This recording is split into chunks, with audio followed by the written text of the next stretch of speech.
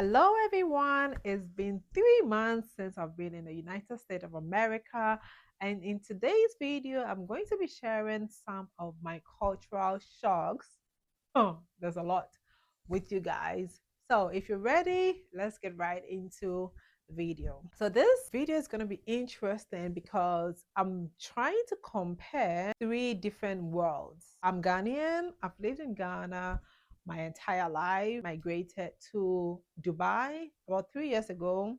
I was in Dubai for 3 years, and then I just recently migrated to the United States of America. So I will be comparing these three different worlds. One of the questions that I get asked the most since I've been here is, so how do you see the United States? This is coming from people back in Ghana, people that are here, and I kind of like struggle to answer. It's like, I don't know. It's it's not really special, you know. And this feeling is solely because I have already experienced my shock when I migrated from Ghana to Dubai. Dubai and US have very similar development, I would say, or like style to themselves, especially Chicago. That's what this is from my husband. My husband says that Dubai is literally a copycat of Chicago City. The only difference is that Dubai is more newer, flashy, fancy. Everything is like extra. So, like the roads are new, the infrastructures are new, the buildings new, the landscape new, the buses, the trains, like that kind of feel. Whereas comparing it to, so I live in Illinois, in Chicago. So my comparison is basically between Dubai and Chicago or Illinois, the places that I've been to. I haven't been to the entire USA. So please don't come for me. I know I'm just comparing it to what I have been exposed to. However, if I'm comparing it to Ghana, then it's like day and night. Moving on, we're going to be talking about some of my cultural shocks since I've been here. And like I said, I'm going to be comparing these cultural shocks among the three different worlds that I've explained: Ghana, Dubai, and now the USA. My first cultural shock for me is that they have tools for everything. Like, I mean, they have tools for everything that you can think of. Like, there's a tool to remove cobwebs, there's a tool to remove dust, there's a tool to remove plastic from the floor, like literally like that. Like everything that you can think of, there's a tool for that. And I'm like, hey, are people even using their energy to do anything? I'll give you an example. So there is a machine to scrub your countertop. When I was cleaning up some things in the pantry, I saw it and I was like, babe, what is this? I'm thinking it's like, I don't know, some machine to clean some heavy equipment or something. He was like, oh no, this is for the countertop. You just put the soap and then I'm like, you have a machine to clean the countertop. What happened to the sponge? Just put the soap and use the sponge. No, there's a machine for that. My mother-in-law will buy me, oh, yeah, this is for removing this. This is for doing this. This is for doing that. And I'm like, huh? So how are people dirty in this country? Like, how are you still dirty in this country? Because there's literally everything at your disposal. In Ghana, we don't have that. If I was in Ghana and somebody came to my house and I have a machine to clean my countertop, it would be like, what?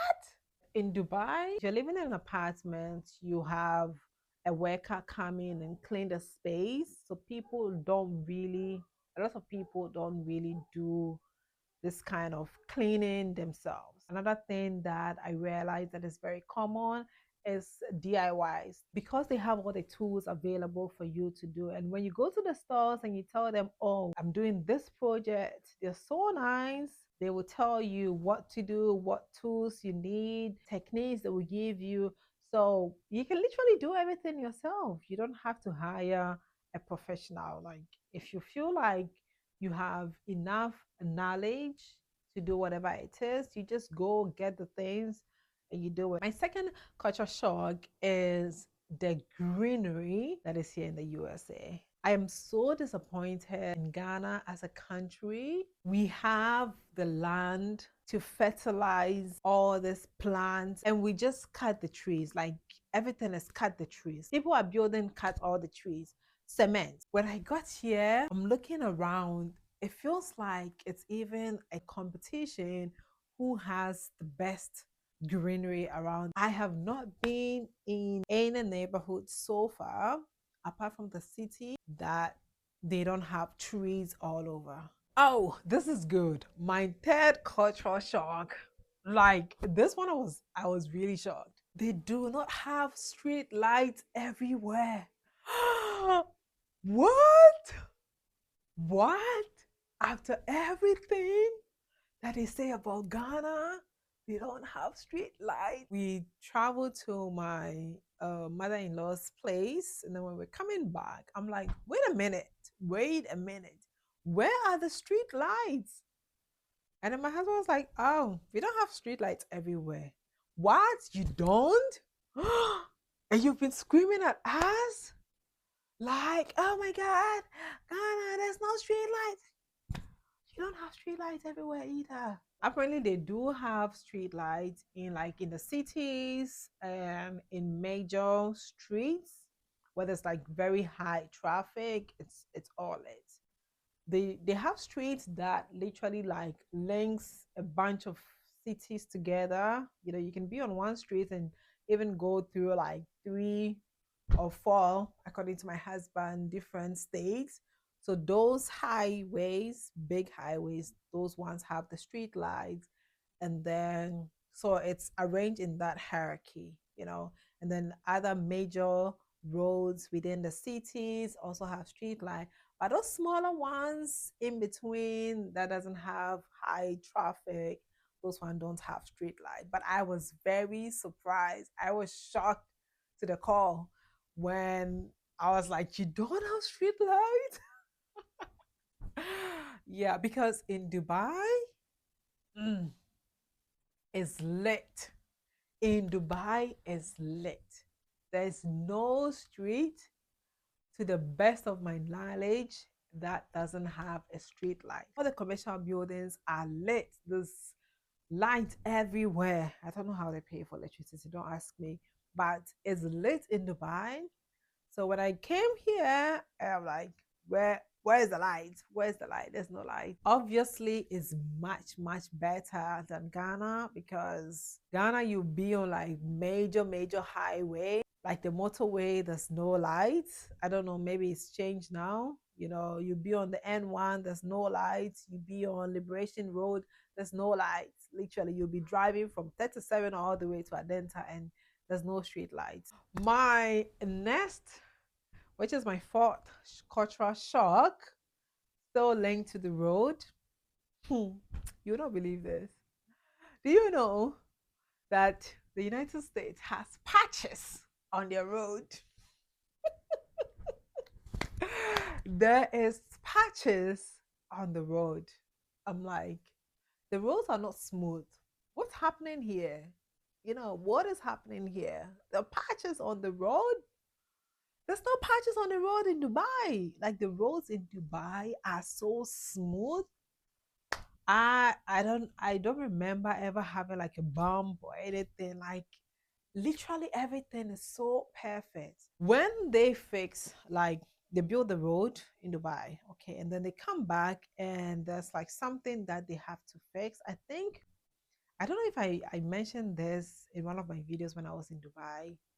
They came to a neighborhood, they came to lay like some pipes in the road. So they dug out the pavement blocks and everything. Let me tell you, when they were done, I went back and I was like, where did they, where were they working? I could not tell. You cannot tell, like, you cannot tell that someone came here after the road was made to do something else. There is no difference. They fixed everything back to perfection in Dubai. So when I came here, I'm like, you have patches on your roads? Thank goodness they don't have potholes. If you compare it to Ghana, it's obviously much better. When I compare it to Dubai, I'm like, oh, okay, you can do better. Thank you so much for watching this video. Until the next video, take care and remember life is short. You got to live the truth. See you.